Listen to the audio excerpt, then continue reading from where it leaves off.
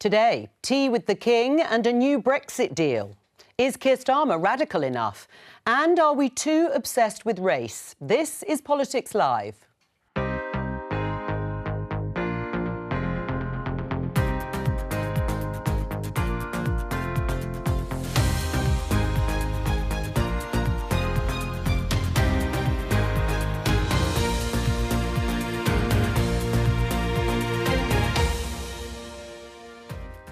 Joining me today, Conservative MP Laura Farris, Labour MP Clive Lewis, staff writer for The Atlantic magazine Helen Lewis, and journalist and presenter Inaya Folarin Iman.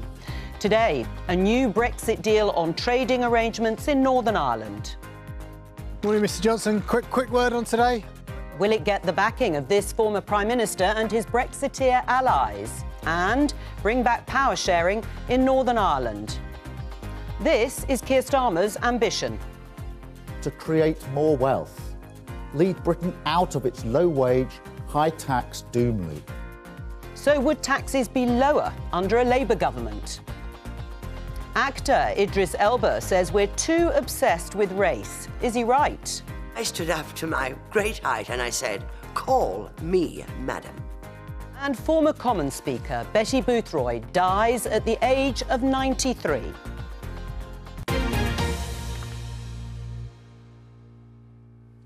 Well, after weeks of discussion, talks, postponements and speculation, the Prime Minister, Rishi Sunak, and Chief of the European Commission, Ursula von der Leyen, are in final talks in Windsor before signing off a new Brexit deal for Northern Ireland. Now, it's a big moment for UK politics and for Rishi Sunak's premiership because there's still a huge amount of jeopardy around this deal because we don't know yet whether it will have the support of the Democratic Unionist Party in Northern Ireland or Brexiteer Conservative MPs.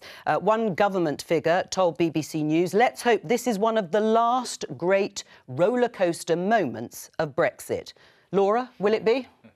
I hope so. Everything I've read about it makes it sound like a significant achievement of statecraft, and I think it also indicates the beginning of a new relationship between the United Kingdom and the European Union that's partly a function of the personality of the Prime Minister. And it's, I think, implicit in this that he's been able to strike a new relationship with the European Union leadership. And I think this is a really important reset moment that will get trade flowing, get Northern Ireland functioning again, get power sharing up and running at Stormont. And I'm very, very pleased to see it today. Do you think it'll be the last of the great rollercoaster moments, the drama that we have seen since the UK left the EU? Probably not. We've got the vote yet still. Like, may need to have. If well, we have a vote, Sunak if we said have a Parliament vote, would be able to express a view, whatever that means exactly. If we have a vote, I mean, there will probably and even a view will probably still lead to some dramas, I'm sure. And ultimately, I guess one of the big problems for Rishi Sunak, and I mean, first of all, I welcome this. If he's got a deal on the table, I think myself and I would imagine the Labour Party will welcome this because Brexit hasn't been the success that it was that we were told it would be. It has cost us economically billions of pounds because of the way that the oven-ready Brexit that was negotiated by the last Prime Minister was put into place. But if it does go ahead, then clearly the Prime Minister is going to have problems on his backbenches. We know there will be MPs who will be vocal and vociferous about this, potentially. They may undermine it. We know the DUP might not accept it. But I guess ultimately, if I'm thinking about it, this is progress. And would it be the last thing that we see on this, the last roller coaster ride? No, because Europe is so often displacement activity for other things in this country. So I don't think it'll be the last thing. But hopefully we can now move on, as Labour is saying, to talking about sectoral deals for different parts of the economy. That's the only way, one of the few ways that we're going to get ourselves out of the hole that we're in the economic mess that we're currently in. So I think this is a staging ground. If he can do this, if he can make this, then he can start talking to the EU about a wider set of negotiations with the EU. What do you think, Helen? It is a big political moment. Do you think, to some extent, it will lay to rest? all of the discussions, all of the disputes that have gone on over the last few years? I do for once feel quite in tune with, I think, the median British voter, which is why haven't you sorted all of this out yet? It's been 7 years. And I think one of the things that does, a rare note of praise for me for a politician here, which is I think it shows that the EU are amenable to concessions. If you don't go in as a rabid ideologue or, let's be honest, a bit of a lying charlatan. I'm not saying... Who are you talking about? I'm not saying our previous Prime Ministers had those issues. I'm just saying those are the kind of thing that could have been a problem. Well, you know, it's only been 3 years since we were actually able to implement the vote. So I would argue that this has taken a lot longer, partly because there was a campaign for years to try and overturn the vote. But it's not just the UK that I think have been quite defensive and have sometimes grandstood when it comes to these negotiations. The EU have also seemingly tried to make an example of the UK. So there's been both sides in terms of hampering negotiations. But on the point about whether or not this is the last Brexit theatre, I think we have to remember that Brexit wasn't just a kind of procedural, technocratic response. It was also about sovereignty, democratic renewal and immigration. And these are still huge ongoing issues that many of the British public don't think have been resolved yet. So I don't think it will be the last Brexit bust-up. Right. I mean, in terms of choreography, there's going to be a lot going on, we expect, this afternoon, unless there are any last-minute hitches. Let's have a look at this tweet from Ursula von der Leyen from the European Commission. There she is arriving. I'm glad to be in the UK today to meet with Prime Minister Rishi Sunak. I'm looking forward to turning a page and opening a new chapter with our partner and friend. Now, they are meeting in Windsor. We've also had confirmed that Ursula von der Leyen, as the head, if you like, of the European Commission, will be having tea with King Charles. That caused a certain amount of controversy over the weekend because it was thought that it might be linked to the deal, but it is separate, just happening in the same place. I think we can talk to our chief political correspondent, Nick Eardley, who is at Windsor. Tell us a little bit more about how the day is going to unfold. Hi, Jo. Good afternoon. So we expect the Prime Minister here pretty soon, actually, and Ursula von der Leyen not long after that. They're going to be in that fancy hotel behind me, finalising these talks. We are told that there are still elements of the deal that need to be finalised, but let's face it, we wouldn't be in this situation if they weren't on the cusp of signing it. So assuming they do, there will then be a cabinet call where the Prime Minister will confirm everything to ministers. There'll be a press conference in Windsor where we get the big sell from Rishi Sunak and Ursula von der Leyen. I think for the Prime Minister, the initial focus will be on the idea that he's got rid of a lot of the trading barriers that were seen to be put in place by the initial Brexit deal. He'll sell this as a big win for Northern Ireland and say that it restores some sovereignty and it gives the people of Northern Ireland more of a say over rules. And then the PM this evening will go back to Westminster for what could actually be the trickiest part of this process, which is selling it to Parliament. We know so far that the DUP have been withholding their judgment. They've raised some concerns over the past week, but now they want to see the final legal text before they make their decision. Similar picture really amongst Brexiteer Tory MPs. They want to see the final thing before they deliver their judgment. Just one thing to throw into the mix, though. A lot of Tories I've been chatting to who were last week preparing to man the barricades against this deal and say that they weren't convinced, they seem a bit more relaxed at the moment. Some seem to think that the PM's got a few more concessions than they thought. Be interesting to see if it's enough to win them over or even potentially to buy some silence. Well, absolutely, Nick Eardley. In fact, we have reports of various Brexiteer Conservative MPs being called into number 10 Downing Street, no doubt being briefed certainly on the outline of what will be agreed. Thank you very much for now. Let's go to our Ireland correspondent in Belfast, Chris Page. Chris, what is the political problem in Northern Ireland that this deal is aiming to solve, and will it do it?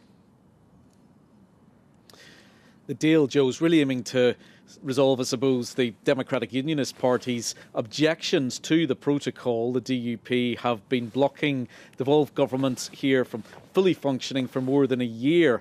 So the DUP say they will not allow the Stormont executive, the power sharing devolved government here, to be restored. They won't lift their veto unless what they see as an economic barrier with the rest of the UK is lifted and Northern Ireland's place in the UK is fully restored. Now, other parties, for example, the nationalist parties and the Cross Community Alliance Party, who broadly supported the protocol as a means of managing the fallout from Brexit, they would say the protocol hasn't damaged Northern Ireland's place in the UK at all. And in fact, it puts Northern Ireland at an economic advantage in that its businesses are in a unique position. They can sell their goods tariff-free into both the EU market and the UK market. So they will want to have their say in all this too, but nonetheless, the focus nationally and internationally, I should think, will be on the DUP's response to this deal. Something going on for the DUP specific to the politics of Northern Ireland also. On the 18th of May, there are council elections here. We find at election time in Northern Ireland, parties tend not to compromise as much. They tend to retreat to maybe more hardline positions. And in those elections, the DUP sees its main threat from a more hardline unionist party, the traditional unionist voice. So that is another factor in play. Chris Page, thank you, there in Belfast. Now, Steve Baker, who is a Northern Ireland minister, who might not have been at the very centre of these particular set of negotiations, but was very much at the centre of the Brexit negotiations. Well, he's given an interview. Let's hear a short clip. I can only say this, that the Prime Minister is on the cusp of securing a really fantastic result for everyone involved. Well, that was short, as I said, but Steve Baker looks as if he is on board. You were a former Brexit Party candidate, Anaya. Do you think that means that the government, Rishi Sunak, is probably safe? Well, I mean, I think that Rishi Sunak will feel very reassured if his people like Steve Baker are on board. And I think many Brexiteers have been worried that it would be watered down and essentially many concessions would be made to the European Union, that the heart of Brexit, taking back control, would be lost. So I do think that would be welcome. But I do think that Steve Baker is also just one perspective in the Brexit debate, so to speak, and we should not necessarily focus only on the hardline Brexiteers. What message would you send to your colleagues, to those Eurosceptic Brexiteers who still have huge doubts? And we can show you this in the HuffPost, Laura. We are not stupid, Eurosceptic Tory MP Mark Francois warns Rishi Sunak. He is the chairman of the European Research Group of Conservative MPs, and so they have to get rid of EU law in Northern Ireland. But they're not going to totally get rid of all EU laws guiding Northern Ireland, are they? No, but there's going to be a tiny, partial, occasional role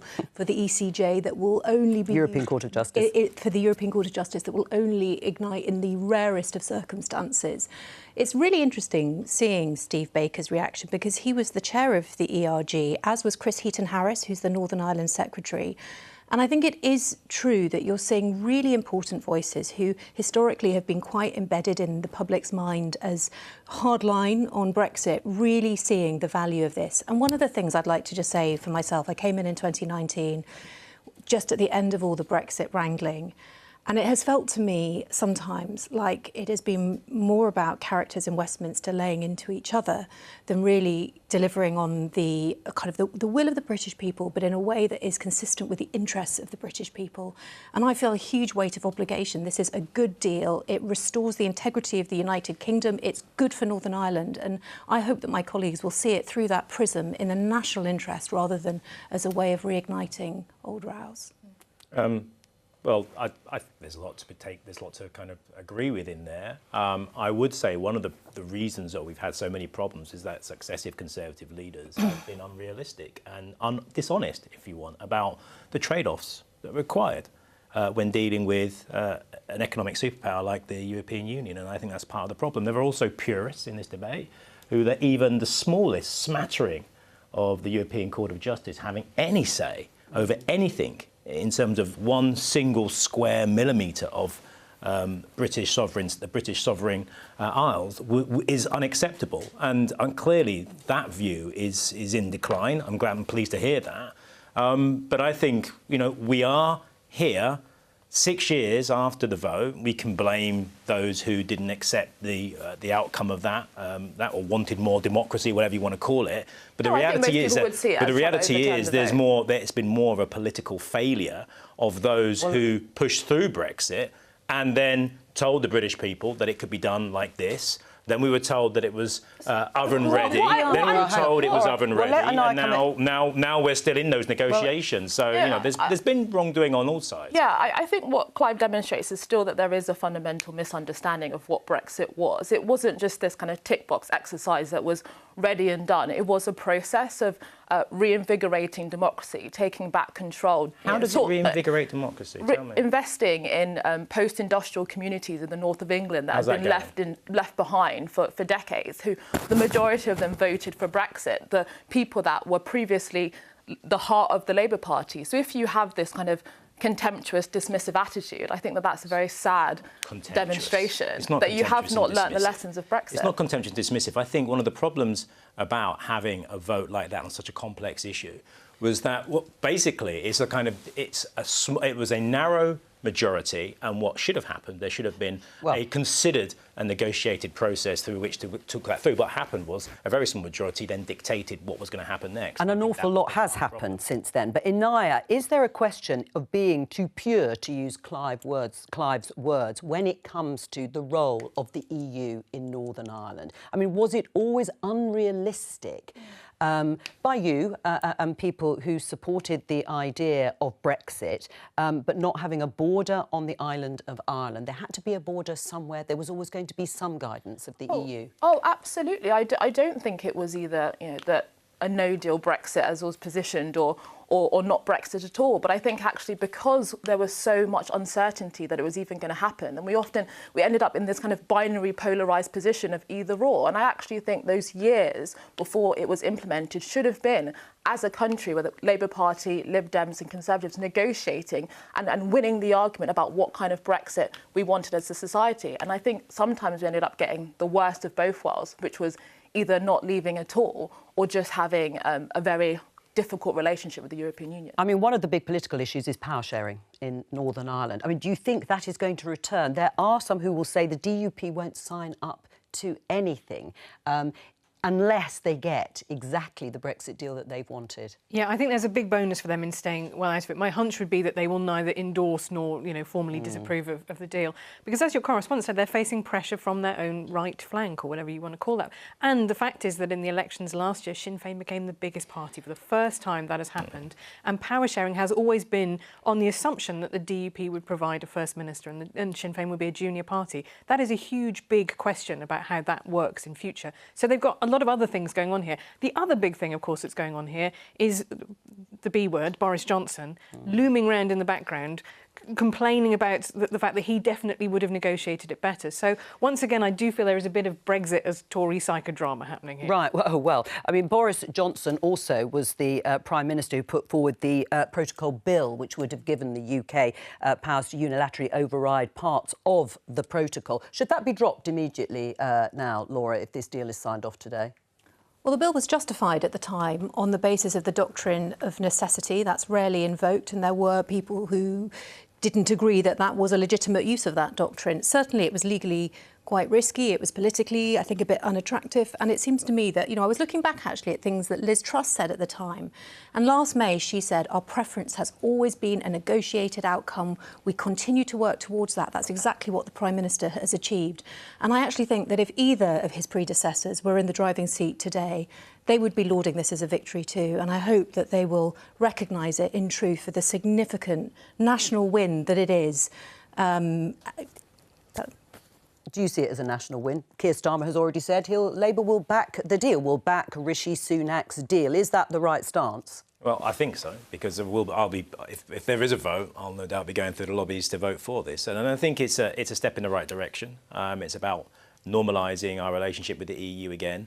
And ensuring that we can maximise on our potential for economic trade with them, something which, the current situation isn't helping. We know we've lost 5.5% of GDP as a result of the current Brexit that we have, so something needs to change. Right, well, would that be closer alignment with the EU? Labour win the next election, they don't want to talk about Brexit. Would it be closer alignment for the whole of the UK, not just for Northern Ireland as it currently stands? So I think if you're going to... We've obviously committed to sector-by-sector deals, so a kind of Swiss-style approach to negotiations with the EU on those trading alignments. We always want to see regulations and standards increase. When I say regulations and standards increase, I mean we want to see convergence with very high standards on food and various other electrical goods and so on in the EU. And I think it's a race to the top, not a race to the bottom. So we don't have a problem with that in our party. It's when you want deregulation, when you want to do what Kwasi Kwarteng and Liz Truss did, which was a bonfire of regulations. I think that's where you have problems. We're quite happy dealing with the EU and the standards that they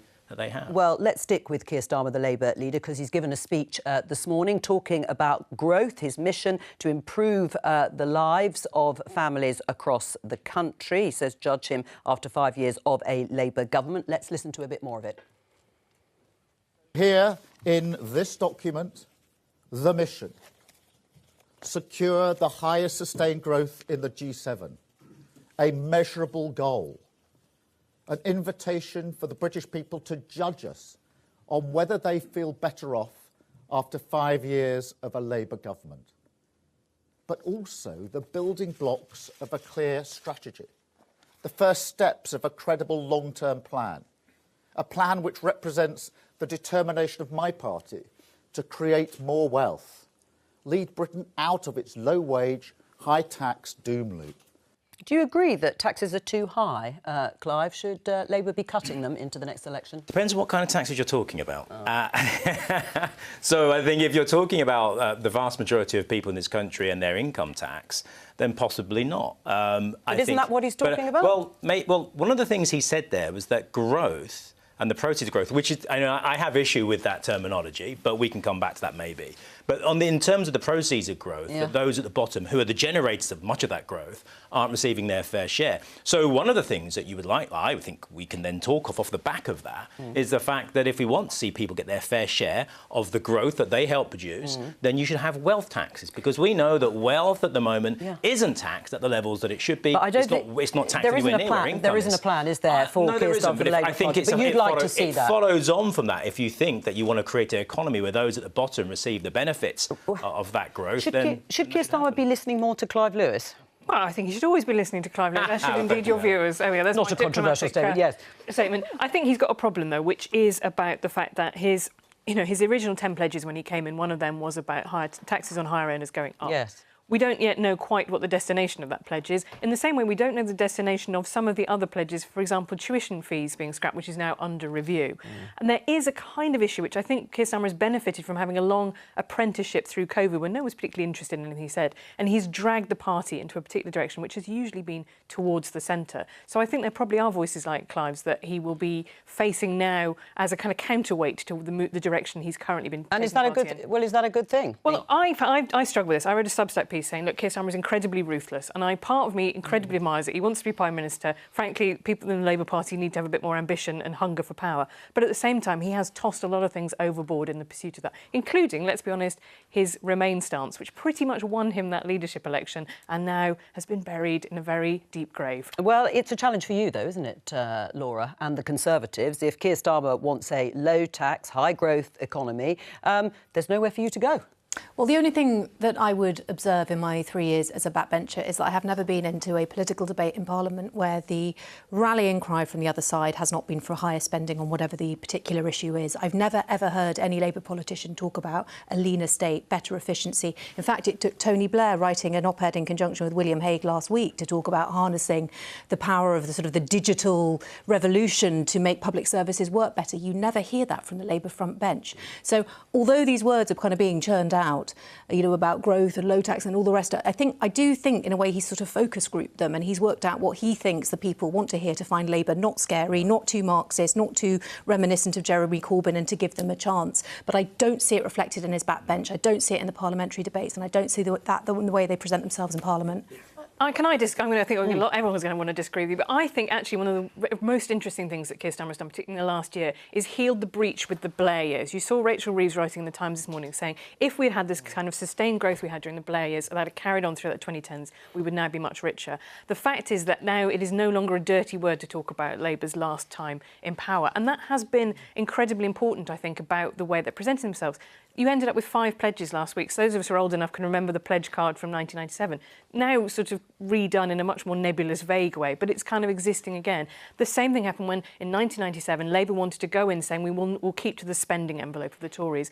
And so I think you have to see this all as following a particular playbook about what does it mean to look like we're getting ready for power. Well, but the thing that's interesting is that the last time that was done successfully in the Labour Party's history, it was Tony Blair, and he branded them as so close to the Conservatives, you know, with Peter Mandelson saying things like, we're intensely relaxed about people becoming filthy rich and the party of business. As long as they pay their taxes. And it's only where they cleave very statement. close to the Conservative Party, and I think that does create an existential question for people in, you know, Clive's position politically. I want to speak, but I'm aware you haven't spoken at all yet. I just wanted to say that one thing that's been missing, both from the 5 pledges and this speech, is a conversation about immigration. We have an economic model that relies on the continual bringing in people, low skill, low pay, and that brings competition for jobs and has contributed to Brexit, as we just talked about, and a sense of dissatisfaction and lack of control in the way that our economy is working and functioning. So I do think there are still big issues that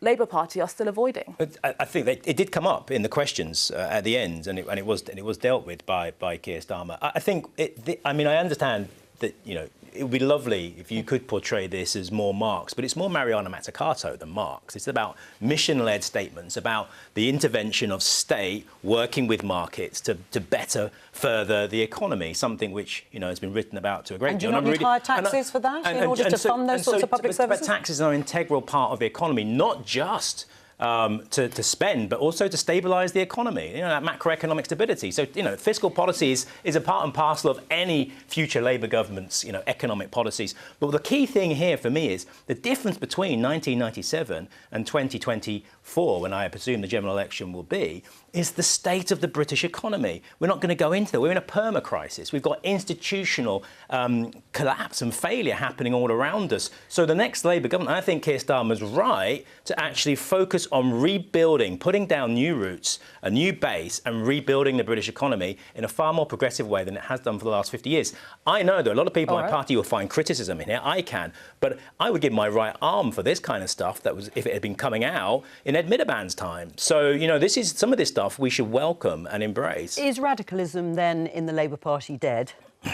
I don't think it is, because one of the most radical things that Keir Starmer could do, he gestured towards, is the idea of changing planning rules. Now, property owners tend to be older, tend to be wealthier, they tend to vote Conservative because of their demographics. But every problem in Britain you can, to some extent, trace back to incredibly high house prices. And the fact we have a generation of people who all our pension contribution ideas are based on the idea that most people will own their homes by the time they retire. Now, for my generation, that's not really necessarily true. For generations below me, even less likely to be true. And frankly, you know, people are not having enough children, we say, you know, all of these kind of things. Well, actually, it's because they can't have a stable life and a family and an idea of somewhere that they can live. And if you look at the way of the Red Wall, one of the things that was interesting about why they've perhaps flipped Tory is those were constituencies where you could still have, you know, your Barratt home and your two cars in the driveway. You know, you could have an idea of a stable life. And frankly, that, as Clive says, is now retreating further away as people really feel the pinch. Do you think democracy should have been one of these 5 missions, though? Because I think, given the Brown report, I was surprised that renewal of democracy wasn't in there. I think Labour Party in favour of democracy is probably... you'd like to take that one on trust. Renewal of democracy, not in favour of democracy, renewal of democracy, in terms of the democratic structures and institutions which have been corroded. But Inea's right in the sense that actually that's probably not something the Labour Party wants to talk about. If you look at, for example, the People's vote and the campaign to overturn Brexit, that is a very sticky situation for the Labour Party right now. I just want... report was a massive... I just want to play a bit of Bernie Sanders. You remember him, he's the senator from Vermont, left-wing, supporter of Jeremy Corbyn when he was leader. He was interviewed on Sky News yesterday. Let's have a listen.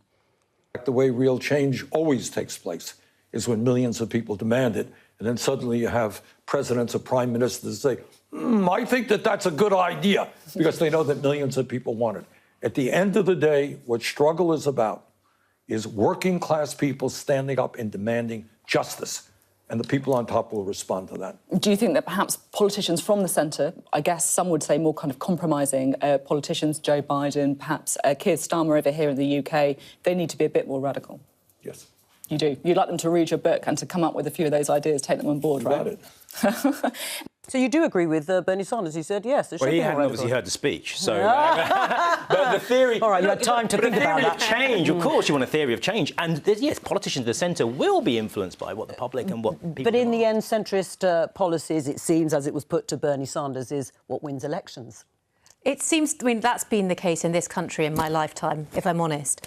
But, you know, I think one of the things that, because I think Bernie Sanders and Jeremy Corbyn got kind of lumped in together because they were both in the ascendancy during the same period of time. But actually, I think Bernie Sanders got much closer to the Democratic nomination than people sort of truly appreciate. And I remember sort of being in the States at around that time, and people were telling me during the primary season that they would meet people who were interchangeably saying that they would like to see running for the presidency either Bernie Sanders, this was the second time, either Bernie Sanders or Donald Trump, because both of them had a way, although completely different politically, of appealing to something, you know, certain voters in America. And so maybe there's a room for radicalism. I would push back that centrist policies win the day. Boris Johnson, whether you agree with them or not, he won an 80-seat majority on the promise that he would level up, you know, and set a whole new agenda when it comes to Brexit and so on, as we've been discussing. And I think that, as has been mentioned, that the challenges that Britain face, the cost of living crisis, the fact that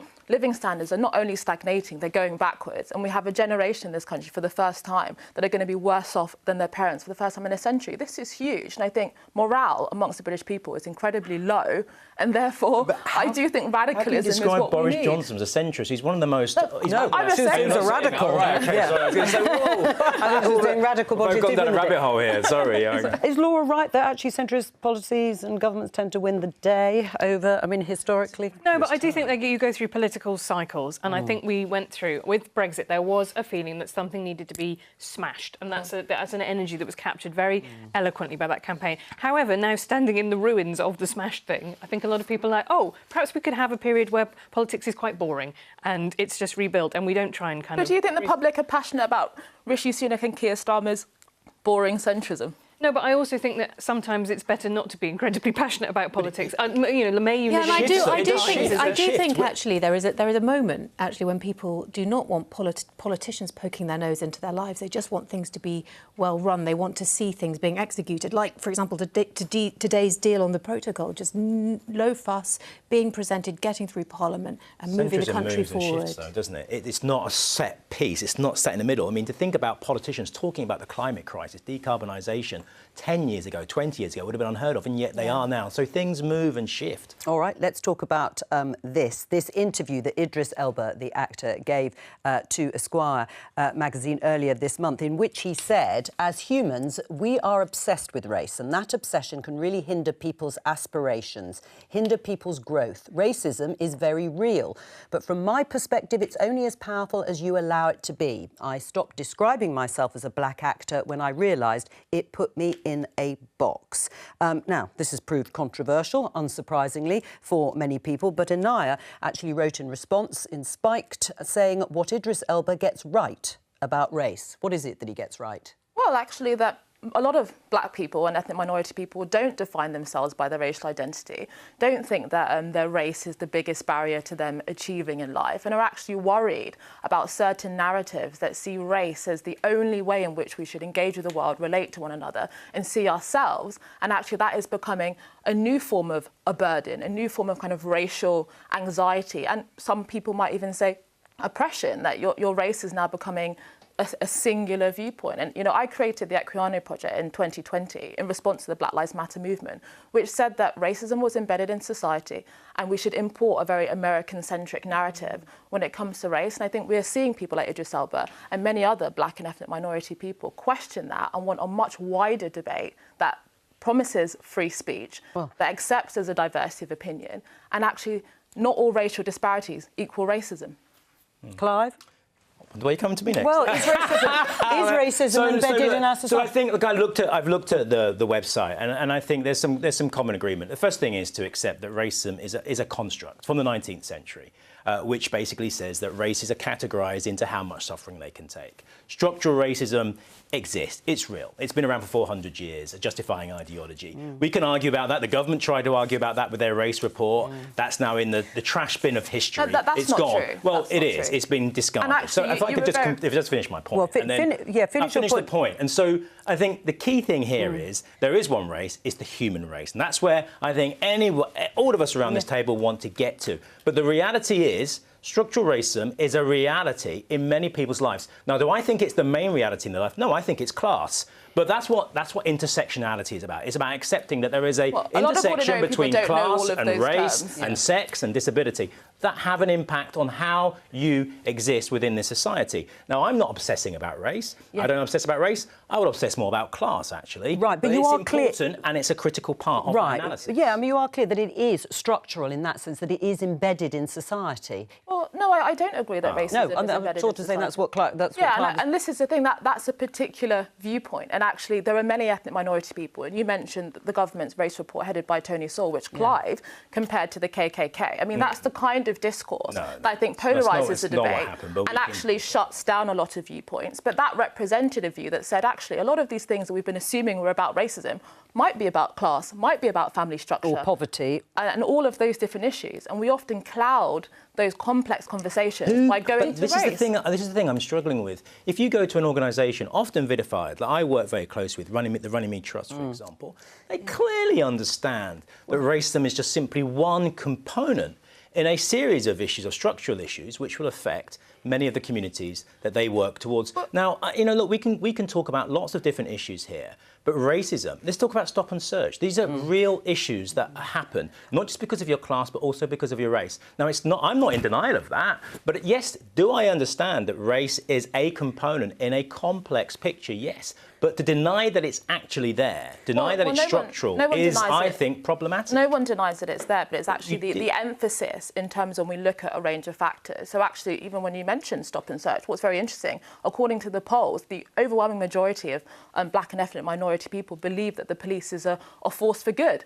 And you wouldn't really hear that narrative. You often hear a very pessimistic one. But actually, there's an optimistic story to be told. Isn't it about the statistics as to why so many more black and ethnic minority people are stopped and searched by the police? Or recently, the charity Inquest published a report claiming that black people are 7 times more likely to die than white people when restraint was involved. We can see it here in the Guardian headline. How do you explain those disparities unless racism Well, actually, it's quite interesting with that report, which I did read. It kind of overlooks the fact that actually a very difficult conversation. Black males, for example, in London, 61% of violent crimes are committed by black males. Now, that does shape many of the statistics. Now, that might make you uncomfortable, but as someone that cares about not having young people dying in violent ways and being drawn into crime, and the fact that black communities are disproportionately impacted by crime, I want to have a very honest conversation than knee-jerk going to racism. What are the other factors? Well, we've had some of the conversation about these issues. I mean, Helen and Laura, it's about then the solutions that are put forward. I mean, the Sewell report, yes, there was a huge controversy over the results of the Sewell report that said there wasn't there wasn't systemic structural racism, that there were other factors like class and like poverty. How does that then shape the reaction and the response by government, let's say, in this particular example, to trying to do something about it? So one of the big conversations the last couple of years has been the difference between equality and equity, and basically the idea of should you treat everybody the same, or should you give specific help to some people to push them up as if, they're kind of a handicapping system. And one of the difficulties I really feel with that is that it provokes a real backlash. People feel with things like affirmative action, why are you getting help and I'm not? So I think the way that this conversation has evolved is really about universal help, targeted particularly at people at the bottom. And that will disproportionately help black and minority ethnic Britons who are more likely to be in poverty. But it is not being framed as racial help, for example, which then provokes a backlash. So in policy terms, the solutions are to try and get everybody on a level playing field, because instinctively people feel that's fair. Everyone should get a fair crack. That's the way politicians should talk about it. I mean, what do you think, Laura, in terms of the policy response, and also terms that are used a lot in society, unconscious bias, for example? So just on the policy response, one of the things I think that is really interesting, and Anira, I looked at your the Equinire project and I saw you had some really, really interesting voices there. Something about, for example, the head teacher talking about the poverty of low expectations and certain children almost being patronised as if they had to do a lower quality of education because it would be easier for them to access rather than learning about Stormzy but not Mozart, and then how they were meant to advance in the same way. And I thought so. The poverty of low expectation, I thought that was one sort of pernicious wrong that was identified. The other thing that was identified, I think in the Sewell report, but I've read it elsewhere, is about actually recognising that quite apart from race, there's a real difference as a child where you grow up. So, for example, state schools, particularly state primary schools in London, have overwhelmingly high academic achievement. You could go to a rural place, parts of Cornwall, or where there are all very, very different academic outcomes for kids, and yet we sometimes use race as a way of saying, well, this is happening here, and not recognising that there's much better resourcing that's being ploughed into cities rather than more rural parts, and not really looking about where there are opportunities geographically located. So I think sometimes if we're being really honest about how we design policy, we have to look in areas where the public focus sort of isn't as keenly felt in one spot rather than another. I think universalism, as Helen's pointed out there, is key. I'm putting through a private members bill on a universal dividend for energy, for everyone, from renewable energy. And we know that disproportionately that will impact the poorest communities, in particular black people who are disproportionately amongst those in fuel poverty. So a universal benefit will benefit everyone, but also will target those at the bottom to ensure they get it. But there's obviously been a big sea change over the last 40 or 50 years against universalism. So clearly we can see that there are ways to approach this. I personally feel that classism, I agree that class is a massive part. But where I disagree is the notion that so you gave the example of teachers. I was at school, I asked to do A-levels. My careers teacher, from a very different generation, told me that it'd be possibly too demanding for me to do. My dad came down to the school, had a massive head fit at the school. I was able to do A-levels. Now, you can see that in two ways. One, that there was a teacher who lowered my expectations, who may have seen me in a way that meant that I couldn't do this because I wasn't capable of doing it, partly racism. Or you could see it as a success story of the school that let me go on to do that. You can see it in two ways, but both are real. Both exist side by side. All right, it's a good point to leave the conversation. Thank you, Clive. We're going to talk about Betty Boothroyd because the sad news that the first female Speaker of the House of Commons has died at the age of 93. She was a huge character. She stood no nonsense when she was Speaker, presiding over everything going on in the House of Commons. I interviewed her several years ago. Let's have a listen. You'd reached your ambition by becoming a Member of Parliament and you were involved at sort of committee levels. How did you go from that to becoming Speaker? Bossiness, I suppose, or people keeping in control. All I can say is the inevitability of gradualness. Then they wanted a Deputy Speaker and I got that. Well, isn't this great? It was wonderful. And I remember going into the chair for the first time as Deputy Speaker, and Jack Weatherall, who was Speaker then, he said, come on, give her a chair. Well, nobody'd give me a chair. And somebody was making a speech, Peter Pike, a member for Burnley, many years ago. And he looked up and there I was and he said, oh, what do we call you? And I stood on my 5'4" or whatever I was then, and I said, call me Madam. And they did. And then, of course, to be Speaker, I just felt then, go for gold. If you can do the Deputy, you can do the Speaker's job. She commanded enormous respect and affection. There we can see her, the Speaker's procession going into the House of Commons. Neither of you two, of course, were MPs at the time, but you'll no doubt remember her. Well, she's not the first Speaker of my lifetime, but she is the first Speaker that I remember in my life. And, I mean, it's hard to put into words when you're an MP how important the role of the Speaker is. It's their chamber, it is their forum. And she brought a poise and a kind of elegance to it that I think is irreplaceable. Clive?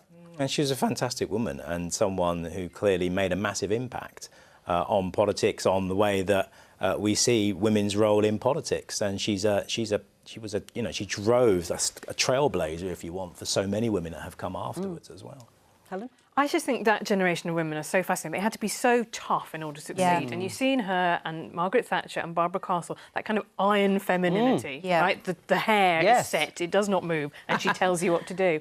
And I think that is a fascinating generation, which I'm sad that we've now lost another representative of. I completely agree, especially, I think as a younger woman, I think that people like her are amazing role models, so it's great to see. And we'll have more, of course, on the Northern Ireland deal tomorrow. But that's all for today. I will be back with more Politics Live tomorrow at 12:15 here on BBC Two and on the BBC iPlayer. Thank you to all of my guests for joining me here today. Bye-bye.